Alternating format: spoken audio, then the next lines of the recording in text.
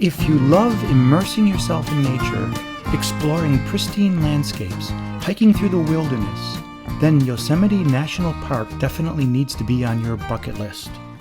My first time there was last month in August 2025.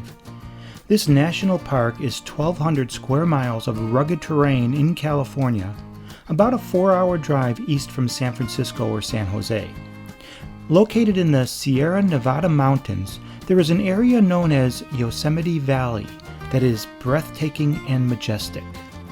Carved by a glacier over 10 million years ago, the base floor is at 4,000 feet elevation with sheer cliffs rising thousands of feet on either side.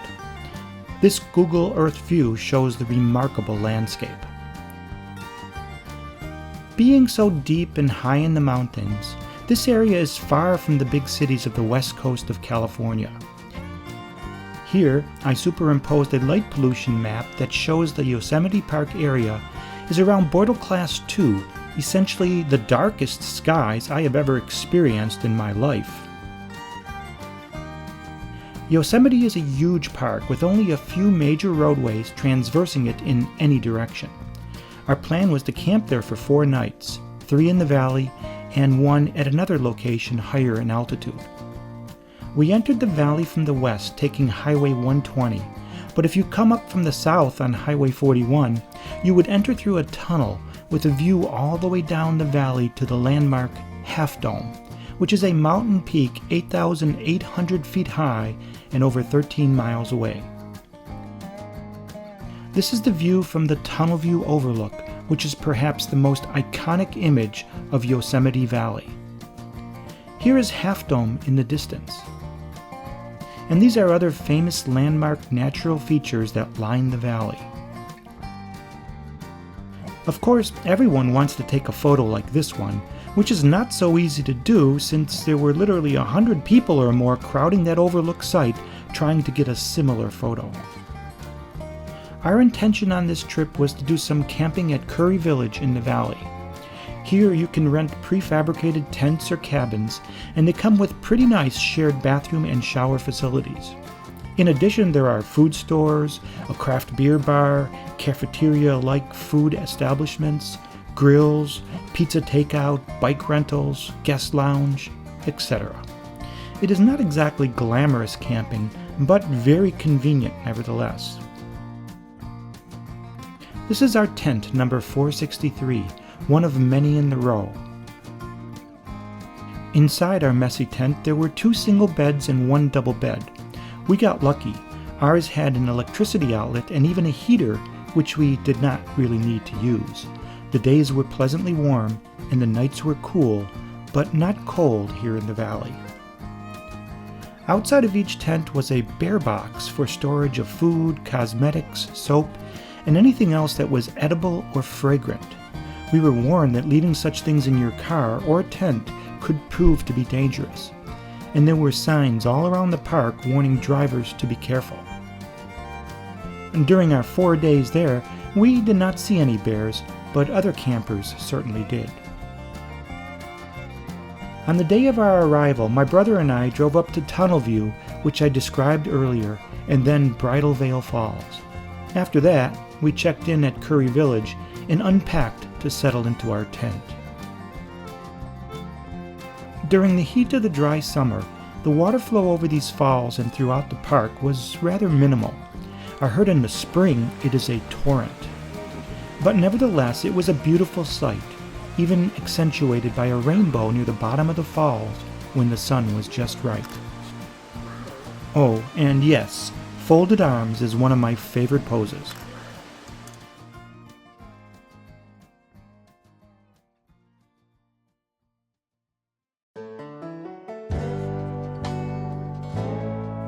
That evening, we were later joined by a friend Chloe and her husband Jeff. We had some surprisingly good pizza at the village and got a good night's sleep. It was a long drive and a long day, so on night 1, we did not do any astrophotography. The next morning, after a nice breakfast at the Commons area deck, we rented some bicycles and biked around the valley, stopping at various trails and sites to enjoy the beautiful natural scenery.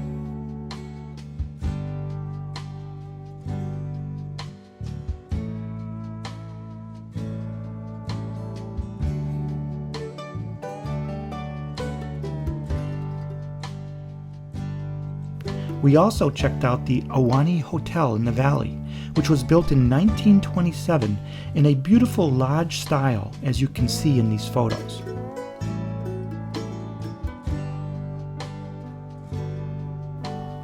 Our tent cost around $200 per night, which I split with my brother, whereas this hotel was a minimum of 3 times that price. Biking around, we saw swimming areas with sandy beaches on the Merced River, and this famous rock climbing monolith known as El Capitan, which rises more than 3,000 feet straight up from the valley floor. Eventually, we made it back to Curry Village in time for a few minutes of relaxation prior to dinner. Across the street from the pedestrian walkway at Curry Village, there was a large meadow which we planned on using that night. It had a wooden boardwalk and a meadow of tall grass, which luckily was dry and firm.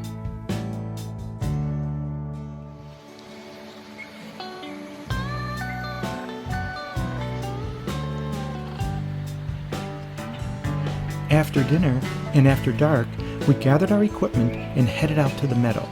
Of course, I did not bring my usual 20 to 30 kilograms of gear with me on this trip from Japan, but I did have my mirrorless camera and a Seestar S30 for imaging deep sky objects.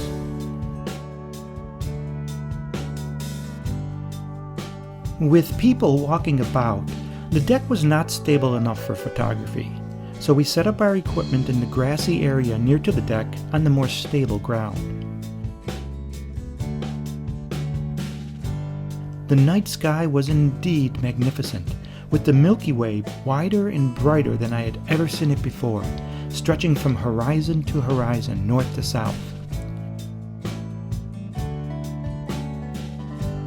The images you see here are mostly 10-second single-frame exposures at f2.8 using my Canon EOS R8 full-frame camera.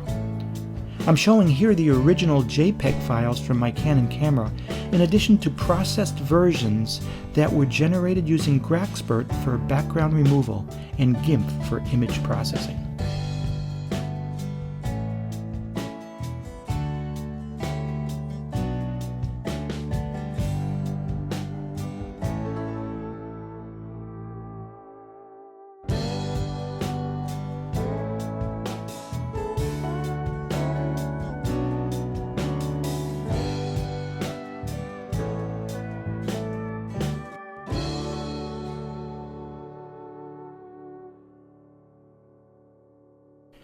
Notice I was employing the equatorial mode alignment of the Seestar when capturing data during these nights at Yosemite Park. And the data on these Seestar images are shown with each photograph. The Seestar stacked fits files notation for each image is explained here and noted at the bottom of the slide with each processed photograph. This image is of the Dumbbell Nebula. From the file notation, you can see that we made it from using 42 stacked 20-second images, employing the light pollution filter, which actually is sort of a narrowband filter, taken on August 17th and finished imaging at 11:25 p.m. Here is the Andromeda Galaxy. It's only a 10-minute exposure, taken with the UV-IR cut filter. This data and the prior one have the standard Seestar field of view, which covers about 2.2 by 1.2 degrees of sky. The Iris Nebula is one of my personal favorite targets, which through experience I know is best captured with no filter or a UV-IR cut filter. This was my longest exposure of the night, 60 minutes of integration time. And here again is Andromeda, this time employing the Seestar Mosaic mode to capture a pre-selected, slightly wider field of view, specifically 3.4 by 1.9 degrees of sky. It is a total of 34 minutes of integration time. Notice this image was completed at 1:45 a.m. It was the final image of that night. And by the way, all these stacked image files were downloaded from Seestar, processed in GIMP, denoised a little with Topaz Denoise AI when needed, and touched up in iPhoto. No gradient correction or star removal editing was required thanks to the Bortle Class 2 dark night skies. And personally, I like my deep sky images to have a fairly rich starry background like you see here. The next morning, which was day 3, we understandably slept a little late, and later that morning planned to drive up to Glacier Point, which, if you remember, was literally directly above our tents at Curry Village on the valley floor. To get there, however, it was at least an hour drive on a very roundabout route, unless you wanted to hike it, of course, which would be more direct, but a 5-hour, 3,200-foot climb. And that was something I was not prepared to do. From Glacier Point, there were some spectacular views of the valley and miles beyond.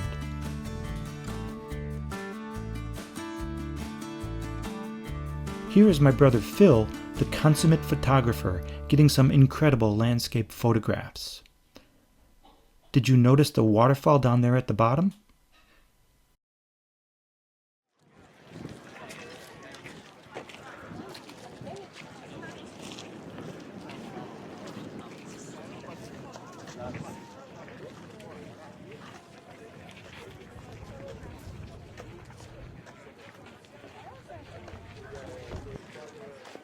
How clear the skies were on this trip. There were no clouds or active wildfires anywhere in the park during our visit. We were very lucky. And this is me, of course, with Half Dome directly in the background. Here at Glacier Point, we were standing at 7,200 feet elevation, and it was quite cool. The summit of Half Dome, by the way, is 8,800 feet. Looking down into the valley below, Curry Village is actually in the shadow of this photograph, and the meadow where we did the imaging on the night before is seen here, sunlit in the center. That afternoon, we also did some hiking around Glacier Point and up to Sentinel Dome, and we even stayed until sunset, after which we drove back down to Curry Village. If you recall, that night before, we were here doing our astrophotography, but on this night, night 3, we drove over toward the historic hotel and did our astrophotography at Awahnee Meadow. This evening, Jeff brought out his Celestron Nexstar 8-inch Schmidt-Cassegrain telescope, and we enjoyed some visual astronomy on several deep sky objects under the beautiful dark skies. I really like these Milky Way photos on the second night silhouetted against some trees and the surrounding landscape. Again, these were single 10-second images. I think that I don't need to point out the most visible deep sky object in the night sky, the Andromeda Galaxy. Its core was even visible to the naked eye under the Yosemite darkness if you looked very closely.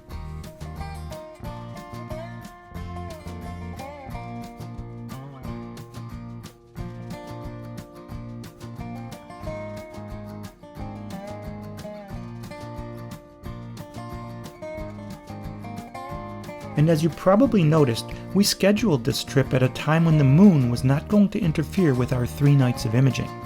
In fact, due to the timing, we never even saw the moon during any of our imaging nights. Of course, I brought out the Seestar for imaging again as well. On this night, I randomly picked a dark nebula, LDN 809, in the constellation Vulpecula, to try to image it.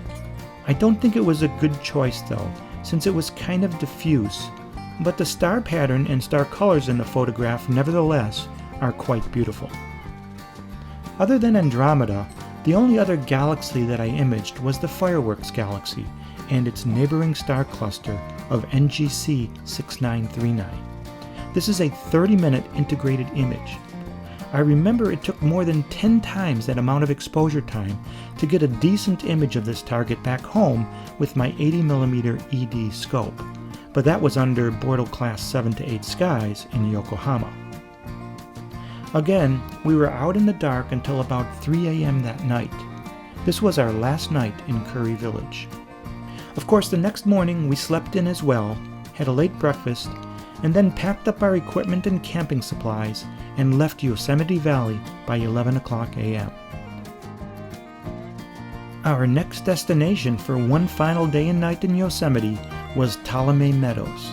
Up there was another lodge and tent camp, up in the high country at about 8,600 feet in altitude. But I will save that story for the next episode of Astrophotography Japan. I certainly enjoyed this visit to Yosemite Valley. It turned out to be more fun than I anticipated, and we were even blessed with great weather and great skies. I hope you enjoyed the video too, and thanks for seeing it through to the end. You have been watching Astrophotography Japan. In California, I'm JPAstroGuy. My name is Paul Cheesegel, and wherever I go, I'm always turning my cameras to the night sky. Please like and subscribe, and come back again for part 2 of my Yosemite Park astrophotography adventure. Coming soon.